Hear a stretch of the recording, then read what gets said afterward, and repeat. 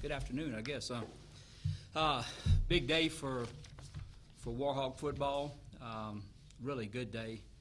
It's kind of, I guess, hard to believe it's over. It's been a whirlwind here for, I guess, the last 6 weeks trying to get all this together. Can't say enough about Tim Lazy, our recruiting coordinator, and what we were able to do with Phil Shaw, our DFO, and what we were able to do and kind of piecing this thing together. But, you know, certainly it's a group effort, starting from President Bruno and everybody that we've had at ULM. It's really been good. It's been a learning experience for us. I guess the best word I have is to be on the back end, kind of playing catch up. Really, never really been used to that in terms of how we were doing at McNeese, and being able to spring recruit the spring before and have unofficial visits in the summer and kind of be on the front end of all this, but kind of being on the back end has been different. But nevertheless, I think that what we did do is I think weekend to weekend we learned a little bit more about what we were doing here, and it's been great. We had opportunity, I think, and if you look at it, the kids, we were able to actually get on campus here and show them what ULM has to offer. We got the majority of them because we have a lot to offer here. And just a matter of getting them here and getting them on campus and meeting the people here and seeing what kind of educational opportunities we have here, being able to get them in front of, to learn a lot more about the community and what we have to offer here, and then sharing, vision of what we have, what we think we can do with the football program here. So it's been really good, and, we're really excited about what we have and about the student athletes that we have here. I'll say this, looking at the class, I'll kind of break it down, and I don't mind telling you what we were thinking, but looking at, I guess, needs to start, and, we're going from a three-man front to a four-man front, so obviously, we had to address our defensive line situation quick in trying to get the numbers there, but we got 2 junior college tackles, which we're really excited to already have Howard in here. Tyler is another kid that actually has 3 years eligibility. And we were all sitting around yesterday feeling pretty good about that, and he got an Illinois offer yesterday about mid-afternoon, and so we were late in the night trying to secure that, but we're really excited that he stayed with us. Another thing that I know we, in terms of what we're going to do defensively, we felt like we had to address the need. We need some cover guys. We need some guys. We're going to play more man than what we've done, and we need to get some guys. So we signed 3 guys that we think are corners. We did have a good number of safeties already on the roster, so we really didn't look hard there. We also have a good number of linebackers on the roster, so we really didn't look that hard there. But we really feel like we needed to address the defensive line, and we need to get some guys that can get out there and cover some guys, in space and stuff. And so we did that. On the offensive side of the football, our running back situation was a little slim in terms of numbers of guys coming back. Watson and Luckett are both good players. Meadows had a pretty serious injury at the end of the year and is trying to rehab himself back to do what we want to do offensively. However, with 3 scholarship guys, tailbacks, and then 1 hurt at the time, so we really needed to get out and address that. And we think Coffey's going to be able to, a junior college guy, come in for sure, and to be able to get Duke, which Duke was actually a ULM commit before I got here. And then Cayenne actually was a Southern Miss commit that we were able to get in here the last weekend and able to flip him here to us, which we were excited about that. The other thing that we felt like we were a little light on was at the tight end position in terms of what we would like to do, what Coach Kubik has done. And so anyway, we were able to address that situation with Lamb, who's a bigger kid. And then, Nevels is a kid that we had actually offered at McNeese, and there's a kid that came in, and I think is one of the best football players that I saw in the class this year, a kid that, caught 73 balls his junior year, then turned around and had 125 tackles his senior year at linebacker. But we think he's a guy that can play on and off, and then to get Josh Peterson, we're really excited about that. Athleticism, being able to play in and play out, which we're excited about. I was telling somebody the other day, Tim and I were at McNeese a long time, and probably the best 3 tight ends we ever had. They were about 210 when we signed them, but they were athletic, and they naturally got bigger, but they were naturally athletic. And so I'm really glad Josh, we think he'll be able to do some great things. We got 3 offensive linemen, big kids, 6'7", 6'5", and 6'4". That we're excited about that. We felt like we have a lot of wide receivers here, but Brandeis Baptiste is a kid that we had targeted, and I know ULM had targeted before I got here. I mean, he can really run and stuff, and so we're excited to get Brandeis in here, and then we're also excited to get Caleb Evans, quarterback. I guess when I got here, so to speak, we were the first. McNeese was kind of married to Brantley and stuff, so we kind of stayed with him. He was committed, and then when he switched late, Caleb was kind of Kubik's guy all along and stuff, and a guy that he had targeted as Stephen F. and stuff. So we're very, very excited to get Caleb, and Caleb's going to give us a guy that we're excited about. At 6'4", 200 pounds, he can run and threw for over 3,000 and ran for over 1,000 this year. So he's a dual threat guy that I think is very important in today's football in terms of what you're trying to do. So really good class. Like I said, a lot of really good players, outstanding young men. Got to meet a lot of great families again, which is always fun during recruiting, and we're just excited and looking forward to getting them in here. Questions? Hey, Coach, you talked about getting in on some of these guys late and obviously having that to your disadvantage, but was it the biggest challenge is getting in that door? And obviously you had some success with some, but what was the... I think the biggest challenge is and it's there's nothing you can do about it from either side, from my side, ULM side, anybody's side. But when you get hired and you're already in a dead period, and then so we really have 2 weeks, and there's nothing like face to face. You're allowed one phone call a week, so we made the one phone call. Then you meet with them on social media and conversate on social media, but there's nothing like the face-to-face conversation, and so I think that was the challenge was, I think, is to get in front of enough people in 2 weeks to get them on your campus and stuff. And like I said, once you get them on your campus, and I've always thought, and especially all the things we have here at ULM, you have a chance. But it was able to do that. The other thing I think is a challenge too is by that time there are a lot of kids that are already committed, and so you're constantly trying to talk to them and see if they might be interested in coming here to visit. But I think that's the big thing is the I don't think you can ever underestimate the value of the face-to-face, especially it helps with kids, but I think it's vital with parents. I mean, they want to meet the coach that's going to coach them. I don't blame them. They want to see and talk to the head coach face-to-face, and trying to get to that many kids in the amount of time we had. But anyway, we were able to get it done. So 19 signees. Do you foresee some more coming up? Is there wiggle room coming up? Possibly. We'll have to see how the spring goes. But we're 100% committed to the guys that are here and trying to keep those guys and have those guys stay members here. So I told our players from day one, I mean, we want all of you to stay. I'm not here to obviously run anybody off, but you guys have to understand that we're going to have to change a few things, and some things are going to be different. And if you can't handle that, then I mean that's your choice. But we have to change some things. We want to do things a little bit different the way that we've done them, and as long as you can adapt to a little bit of change, then we want you here. So we'll have to see how spring goes. So far, so good. And then as I think now what I'm looking forward to is, the assistant coaches have 100% recruited. And, so the credit for any of the signees is theirs, because I've been out some, but I've also felt like I needed to be in some to get the semester started off on the right track, to get us started in the right direction, and not necessarily be 3 weeks late on, and then Mardi Gras coming up, and then all of a sudden, and I wanted to be there here some too, to try to make sure that we got off on the right track in terms of what we expect here.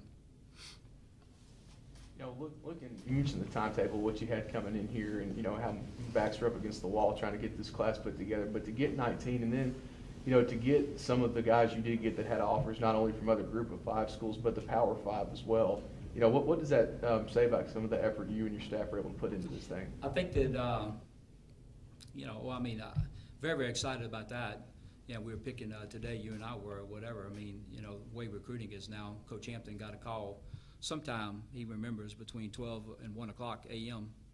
we got our 19th commitment, and stuff. So, but no, it means a lot. But I'll say this, and I'll continue to say this: we have a lot to sell here, and there's a lot of great things about ULM, So once we could get them here and see that, I've always felt like that in the recruiting process, there was kind of the big three. You're going to become a citizen here, so you're going to live in this community. So, you have to be comfortable with the community. I think this community is fantastic, and we had personal things to sell them about the way we've been treated coming in here and stuff. This is how the community has treated us. This is how the community of Monroe, West Monroe, Rayville, this is how we've been taking in, and this is what the people are here about. So, we're selling the point that this is a great community to live in, which it is. Secondly, we're selling that this is a fantastic university. With what Dr. Bruno and his staff and everybody's done here, you have great educational opportunities here. Also, in the educational part of it, ULM has done a great job educationally with our athletes. If you look at it, every sport is over the average APR, which is that's not the case in a lot of schools. Football, 4-year, 961 average is fantastic. And so look, that's obviously important, and we're doing a great job of that here. The third thing about it is hey, look, we have to get better with our football program. The last couple of years, obviously, we haven't been on par, but it's not like, it hasn't, and this is what we were selling. It's not that long ago that ULM was really good in football. We beat Arkansas, a few years ago. We went to a bowl game a few years ago. ULM has a great tradition here, and so, in my experience at McNeese, the easiest thing to turn was the football part of it. The hardest thing to turn, which we had to do, the coaches there, was to turn the academic culture. That was the struggle.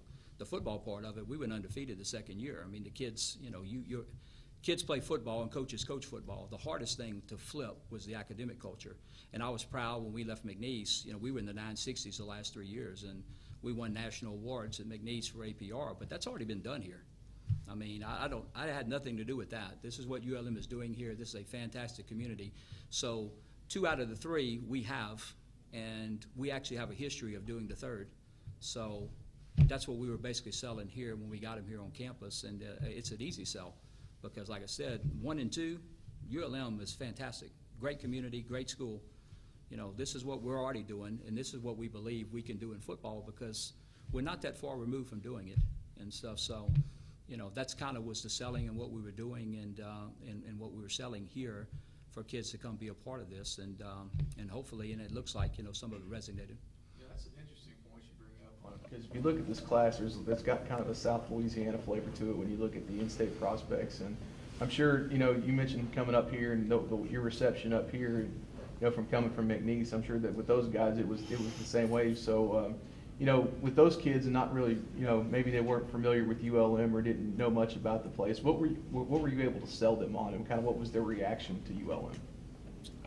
Well, I think once they got here, the sell point really was trying to get them here, because like I said, at a particular time when we start and you have no face-to-face, A, a lot of them have already committed somewhere, and then B, their official visits are booked, and then so they either committed or they've already set up official visits and they have them. So, a lot of cases that was I think probably the hardest thing was to actually get them to agree to come up here. The number of kids we brought up here by the number we signed is really amazing. That we were able to actually get officially visited up here and stuff. So once we got them up here, I felt like that was the easy part because there's a lot of great things to sell here, and but the hardest thing was actually getting them here. Was there any area you feel you didn't address in this class that maybe you needed to with time or anything else? No, not really. As it turned out, we like I said, those were the areas that we kind of addressed. And what I hope to do is to be, from here on, to be a little bit more maybe consistent, or in terms of what you're going after each year. Like a template or whatever that you set up. And the great thing that we were doing at McNeese is, we didn't lose players.